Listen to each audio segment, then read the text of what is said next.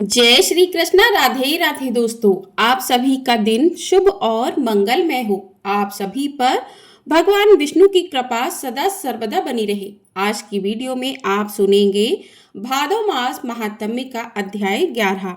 पिछली वीडियो में आपने यदि 1 से 10 तक के अध्याय नहीं सुने हैं तो आप लोग जाकर उन अध्यायों को जरूर सुन सकते हैं। आज का अध्याय शुरू करने से पहले भगवान विष्णु के श्री चरणों का ध्यान करते हैं, उसके बाद आज का अध्याय प्रारंभ करते हैं। तो प्रेम से बोलिए भगवान विष्णु की जय। प्रिय श्रोताओं, आज के अध्याय में नारद जी ने कहा कि हे सुरश्रेष्ठ, एक ही गंगा के आपने 2 भेद बतलाए हैं। एक तो वह है जो गौतम ऋषि नामक ब्राह्मण के द्वारा लाया गया और दूसरा अंश भगवान शंकर की जटा में ही रह गया, जिसे क्षत्रिय राजा भागीरथ लेकर आए। इसलिए उसी का प्रसंग मुझे सुनाइए। ब्रह्मा जी बोले कि देवर्षि वैवस्वत मनु के वंश में राजा इक्ष्वाकु के कुल में सगर नाम के एक अत्यंत धार्मिक राजा हुए थे। वे यज्ञ करते, दान देते और सदा धार्मिक आचार विचार से रहा करते थे। उनकी 2 पत्नियां थीं। वे दोनों ही पति भक्ति परायण थीं, किंतु उनमें से किसी को भी संतान नहीं हुई।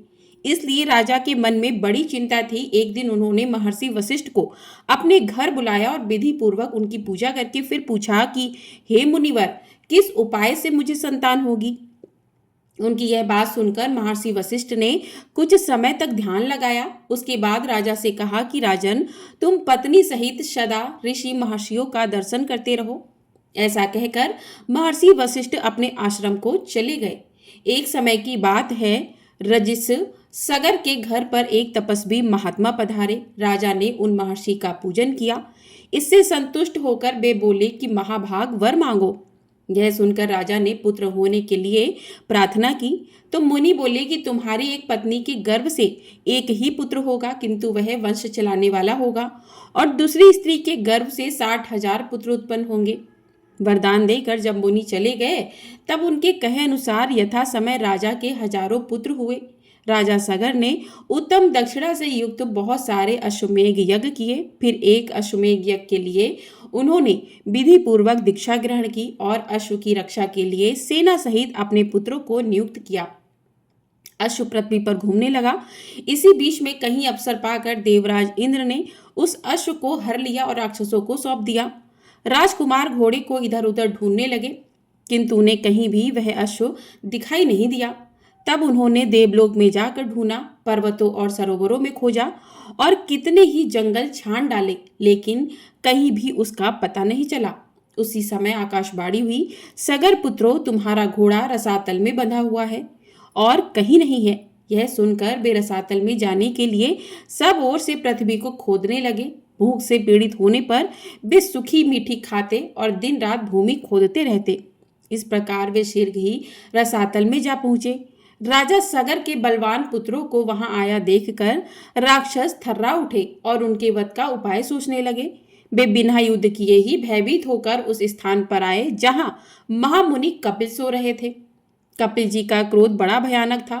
राक्षसों ने वह घोड़ा ले जाकर तुरंत कपिल जी के सिरहाने की ओर बांध दिया और खुद चुपचाप दूर खड़े होकर देखने लगे कि अब क्या होता है। इतने में ही राजा सगर के पुत्र रसातल में घुसकर देखते हैं कि घोड़ा बंधा हुआ है और पास ही कोई पुरुष सो रहा है। उन्होंने कपिल जी को ही अश्व चुराकर यज्ञ में विघ्न डालने वाला माना और निश्चय किया कि इस महापापी को मारकर हम लोग अपना अश्व महाराज के पास ले चलें। कोई कहने लगे कि अपना पशु बंधाया है, इसे ही खोलकर ले चलते हैं। इस सोए हुए पुरुष को मारने से भला क्या लाभ। यह सुनकर दूसरे पुत्र बोल उठे कि हम शूरवीर राजा हैं, शासक हैं, इस पापी को उठाएं और क्षत्रियों तेज से इसका वध कर डालें। फिर क्या था, वे मुनि को कड़वे वचन सुनाते हुए लातों से मारने लगे। इससे मुनि श्रेष्ठ कपिल को बड़ा क्रोध आया। उन्होंने सगर पुत्रों की ओर क्रोध भरी दृष्टि से देखा और उन्हें भस्म कर डाला। वे सब जलकर राख हो गए। नारद यज्ञ में दीक्षित महाराज सगर को इन सब बातों का पता नहीं चल पाया। उस समय तुमने ही जाकर राजा सगर को यह सब समाचार सुनाया, जिसे सुनकर राजा को बड़ी चिंता हुई। अब क्या करना चाहिए यह बात उनकी समझ में नहीं आई। राजा सगर के एक दूसरा पुत्र भी था, जिनका नाम असमंजा था। वह मूर्खतावश नगर के बालकों को उठाकर पानी में फेंक देता था। तब पूर्ववासियों ने एकत्रित होकर राजा सगर को इस बात की सूचना दी। पुत्र का यह अन्याय जानकर महाराज को बड़ा क्रोध आया। उन्होंने अपने सेनापतियों को बुलाकर कहा कि यह असमंजा बालकों की हत्या करने वाला तथा क्षत्रिय धर्म का त्यागी है, इसलिए इसको इस देश से बाहर निकाला जाए। महाराज का यह आदेश सुनकर अमात्यों ने राजकुमार को तुरंत देश निकाला दे दिया।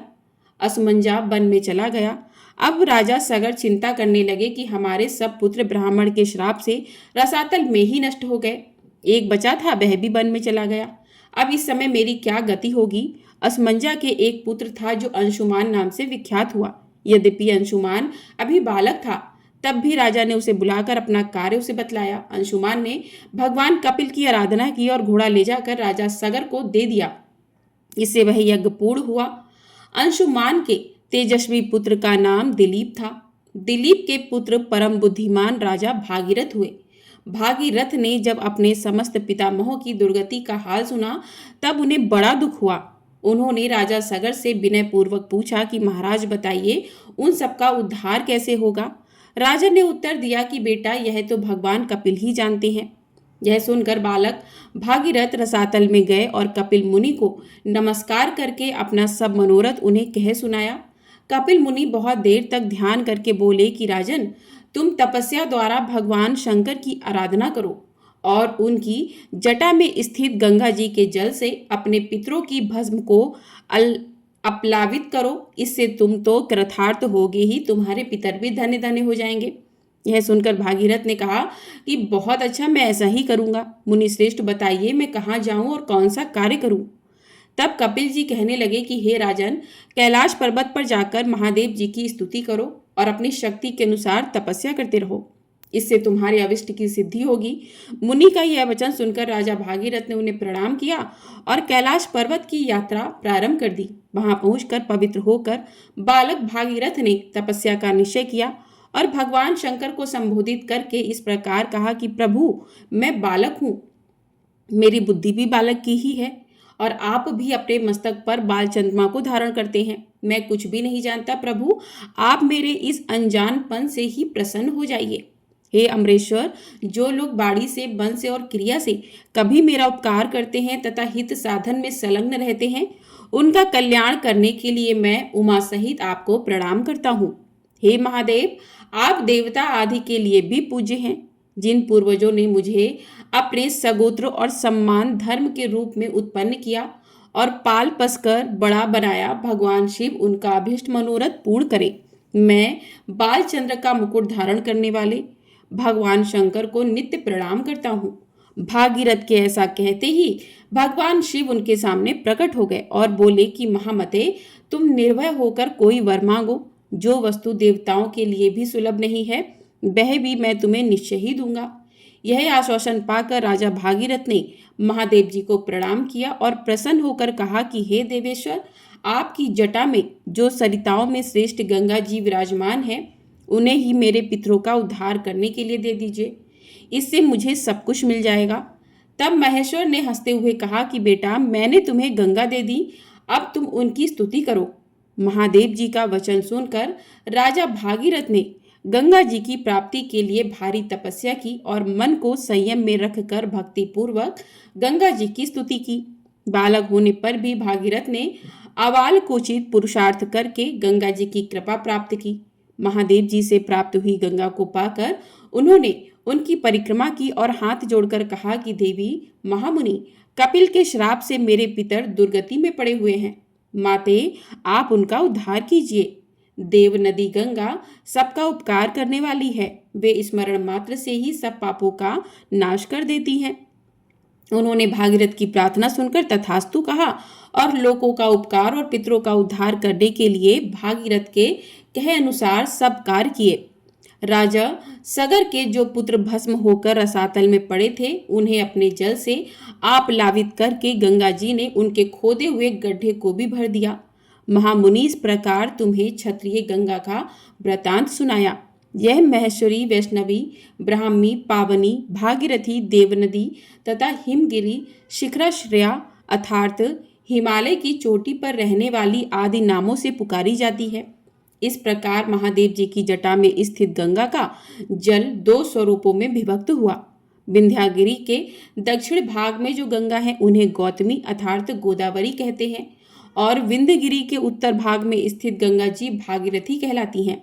नारद जी ने कहा कि भगवान आपके मुख से कथा सुनते सुनते मेरे मन को तृप्ति ही नहीं होती। पहले गौतम ब्राह्मण के द्वारा लाई गई गंगा जी का वर्णन कीजिए, उनके अलग अलग तीर्थों के फल पुण्य तथा इतिहास पर भी क्रमशः प्रकाश डालिए। तब ब्रह्मा जी इस प्रकार बोले कि नारद, गोदावरी के पृथक पृथक तीर्थों फलों और महात्मों का पूरा पूरा वर्णन ना तो मैं कर सकता हूँ और ना तुम सुनने में ही समर्थ हो, फिर भी कुछ बतलाता हूँ। जहाँ भगवान त्र्यंबिकम गौतम के सामने प्रत्यक्ष प्रकट हुए थे वह तीर्थ त्र्यंबिकम के नाम से प्रसिद्ध है। वहीं गौतमी गंगा का उद्गम स्थान है, वह भोग और मोक्ष देने वाला है। दूसरा 12 तीर्थ है जो तीनों लोकों में विख्यात है। आप सबको तो पता ही होगा कि त्र्यंबिकम नामक मंदिर नासिक में है। ब्रह्मा जी कहते हैं कि दूसरा बरहा तीर्थ है जो तीनों लोकों में विख्यात है। उसका स्वरूप बताता हूँ। पूर्व समय की बात है कि सिंधु सेन नामक राक्षस देवताओं को परास्त करके यज्ञ छीन कर रसातल में जा पहुंचा। यज्ञ के रसातल चले जाने पर पृथ्वी पर उसका सर्वथा अभाव हो गया। देवताओं ने सोचा यज्ञ के बिना ना तो यह लोक रह जाएगा और ना परलोक ही, इसलिए अपने शत्रुओं के पीछे उन्होंने रसातल में भी धावा किया, किंतु इंद्र आदि देवता सिंधु सेन को जीत नहीं सके। तब उन्होंने पुराण पुरुष भगवान विष्णु के पास जाकर यज्ञ के अपहरण आदि राक्षस की सब करतूत कह सुनाई। भगवान ने उन्हें सांत्वना देते हुए कहा कि हे देवतागणों, मैं 12 रूप धारण करके शंख चक्र और गदा हाथ में लेकर रसातल में जाऊंगा और मुख्य मुख्य राक्षसों का संहार करके पुण्य में यज्ञ को लौटा लाऊंगा। देवताओं, तुम सब लोग स्वर्ग में जाओ, तुम्हारी मानसिक चिंता दूर हो जानी चाहिए। गंगा जी जिस मार्ग से रसातल में गई थी उसी मार्ग से पृथ्वी को छेद कर चक्रधारी भगवान भी रसातल में पहुंच गए। उन्होंने 12 रूप धारण करके रसातलवासी राक्षसों और दानवों का वध किया तथा महायज्ञ को मुख में रखकर रसातल से निकल आए। उस समय देवता ब्रह्मगिरी पर श्री हरि की प्रतीक्षा कर रहे थे। उस मार्ग से निकलकर भगवान गंगा स्रोत में आए और रक्त से लथपथ हुए अपने अंगों को गंगा जी के जल से धोया। उस स्थान पर 12 नामक कुंड हो गया। इसके बाद भगवान ने मुंह में रखे हुए महायज्ञ को दे दिया। इस प्रकार उनके मुख से यज्ञ का प्रादुर्भाव हुआ। इसलिए 12 तीर्थ परम पवित्र और संपूर्ण अविलक्षित वस्तुओं को देने वाला है। वहां किया हुआ स्नान और दान सब यज्ञों का फल देता है। जो पुण्यात्मा पुरुष वहां रहकर अपने पितरों का स्मरण करता है उसके पितर सब पापों से मुक्त होकर स्वर्ग में चले जाते हैं। त्र्यंबिकम में एक कुशावर्त नामक तीर्थ भी है। उसके स्मरण मात्र से मनुष्य कृतार्थ हो जाता है। वह समस्त अविष्ट वस्तुओं को देने वाला है। कुशावर्त उस तीर्थ का नाम है जहां महात्मा गौतम ने गंगा जी का कुशों से आवर्तन किया था। वे वहां गंगा जी को कुश से लौटाकर लाए थे। कुशावर्त में किया हुआ स्नान और दान पितरों को तृप्ति देने वाला है। जहाँ नदियों में श्रेष्ठ गंगा नील पर्वत से निकली है वहां वे नील गंगा के नाम से विख्यात है। मनुष्य शुद्धित होकर नील गंगा में स्नान आदि जो कुछ भी शुभ कर्म करता है वह सब अक्षय जानना चाहिए। उससे पितरों को बड़ी तृप्ति होती है। गोदावरी में परम उत्तम कपोत तीर्थ भी है जिसकी तीनों लोकों में प्रसिद्धि है। मुनि, मैं उस तीर्थ का स्वरूप और महान फल बतलाता हूँ, सुनो। ब्रह्मगिरी पर एक बड़ा भयंकर व्याध रहता था। वह ब्राह्मणों, साधुओं, यतियों, गौ, पक्षियों और मृगों की हत्या किया करता था। वह पापात्मा बड़ा ही क्रोधी और झूठ बोलने वाला था। उसके हाथ में सदा पाश और धनुष रहा करते थे। उस महापापी व्याध अर्थात शिकारी के मन में सदा पाप के ही संकल्प उठते थे। उसकी पत्नी और पुत्र भी उसी की तरह स्वभाव के थे। एक दिन अपनी पत्नी की प्रेरणा से वह एक घने जंगल में घुस गया। वहां उस पापी ने अनेक प्रकार के मृगों और पक्षियों को मार डाला। कितनों को जिंदा ही पकड़कर पिंजरे में डाल दिया। इस तरह बहुत दूर तक घूम फिर कर वह अपने घर की ओर वापस लौटा। तीसरे पहर का समय था। चैत्र और वैशाख मास बीत चुके थे। एक ही क्षण में बिजली चमचमाने लगी और आकाश में बादलों की घटा छा गई। हवा चली और पानी के साथ पत्थरों की वर्षा होने लगी। मूसलाधार वर्षा होने के कारण वह बड़ी भयंकर अवस्था हो गई। शिकारी चलते चलते थक गया था। जल की अधिकता के कारण अब उसे रास्ते का पता ही नहीं चल पा रहा था। जल, थल और गड्ढे की पहचान बिल्कुल असंभव हो गई थी। उस समय वह पापी सोचने लगा कि कहाँ जाऊं, कहाँ ठहरूं, क्या करूं। मैं यमराज की तरह सब प्राणियों के प्राण हर लिया करता हूँ और आज मेरा भी प्राण का अंत कर देने वाली पत्थरों की वर्षा हो रही है। आसपास कोई ऐसी शिला या वृक्ष नहीं दिखाई देता जहां मेरी रक्षा हो सके। इस प्रकार तरह तरह की चिंता में पड़े हुए उस शिकारी ने थोड़ी ही दूर पर एक उत्तम वृक्ष देखा जो शाखा और पल्लवों से सुशोभित हो रहा था। वह उसी की छाया में जाकर बैठ गया। उसके सारे वस्त्र भीग गए थे। वह इसी चिंता में पड़ा था कि मेरी पत्नी और बच्चे जीवित होंगे भी या नहीं। उसी समय सूर्यास्त भी हो गया। उसी वृक्ष पर एक कबूतर अपनी पत्नी और अपने पुत्र पौत्रों के साथ रहता था। वह वहां सुख से निर्भय होकर पूरी तरह तृप्त और प्रसन्न था। उस वृक्ष पर रहते हुए उसे कई साल हो गए थे। उसकी पत्नी कबूतरी बड़ी पतिव्रता थी। वह अपने पति के साथ उस वृक्ष के खोखले में रहा करती थी। वहां हवा और पानी से पूरा बचाव था। उस दिन दवश कबूतर और कबूतरी दोनों ही चारा चुगने के लिए गए थे, किंतु केवल कबूतर ही लौटकर उस वृक्ष पर आया। भाग्यवश कबूतरी भी वहीं उस शिकारी के पिंजरे में पड़ी हुई थी। व्याध ने उसे जंगल में पकड़ लिया था, किंतु अभी तक उसके प्राण नहीं गए थे। कबूतर अपनी संतानों को मात्रहीन देखकर बड़ा चिंतित हुआ। भयानक वर्षा हो रही थी। सूर्य डूब चुका था। फिर भी वह वृक्ष का खोखला कबूतरी से खाली ही रह गया। यह सोचकर कबूतर बिलाप करने लगा। उसे इस बात का पता ही नहीं था कि कबूतरी यहीं पिंजरे में बंधी पड़ी है। कबूतर ने अपनी प्रिया के गुणों का वर्णन आरंभ किया। हाय मेरे हर्ष को बढ़ाने वाली कल्याण में कपोती, ना जाने क्यों अभी तक वापस नहीं आई।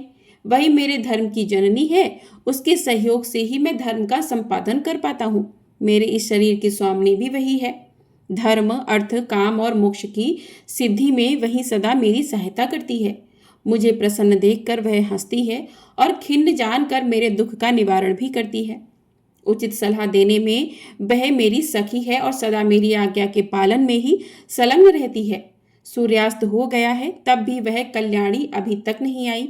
वह पति के सिवा दूसरा कोई व्रत, मंत्र, देवता, धर्म या अर्थ नहीं जानती। पतिव्रता है। पति में ही उसके प्राण बसते हैं। पति ही उसका मंत्र और पति ही उसका प्रियतम है। मेरी कल्याण में पत्नी अभी तक लौटकर नहीं आई। अब मैं क्या करूं, कहाँ जाऊं? मेरा यह घर उसके बिना जंगल सा दिखाई देता है।